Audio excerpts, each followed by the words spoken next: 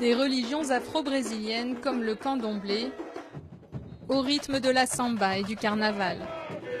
L'Afrique fait partie intégrante de l'identité culturelle et sociale du Brésil, un héritage de plus de 400 ans d'esclavage. Aujourd'hui, plus de la moitié de la population brésilienne est noire ou métissée, et nombreux sont ceux qui cherchent encore leurs origines. Le projet Brésil ADN Afrique a voulu apporter une réponse pour 150 d'entre eux grâce à des tests ADN.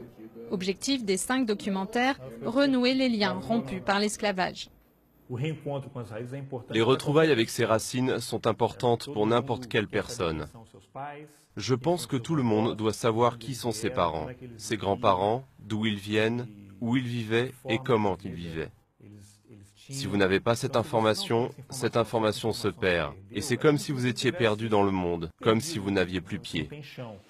La célèbre actrice brésilienne Zezé Mota, qui a incarné au grand écran le rôle d'une esclave légendaire, était persuadée de venir de la tribu des Gurunsi en Côte d'Ivoire. Elle a participé aux tests ADN du projet. Un de mes rêves était d'aller en Côte d'Ivoire. Et lorsque je découvre les résultats des tests ADN, je découvre que non, que cette recherche élaborée prouve que je viens du Nigeria. Pour moi, c'était un mélange de surprise et de grande émotion. Maintenant, j'ai envie d'aller au Nigeria. Le Brésil, avec 5 millions d'esclaves, a concentré à lui seul la moitié de tous les Africains envoyés outre-Atlantique. C'est aussi le dernier pays des Amériques à abolir l'esclavage avant de détruire tous les registres d'esclaves et de taire une page honteuse de l'histoire, privant ainsi toute une génération la possibilité de connaître ses origines.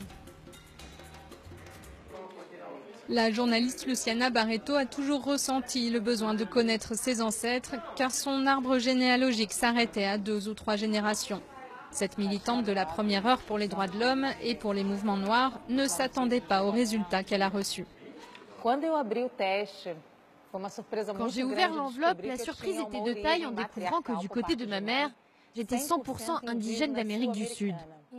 Et je me suis sentie coupable parce que je militais pour un seul de mes côtés.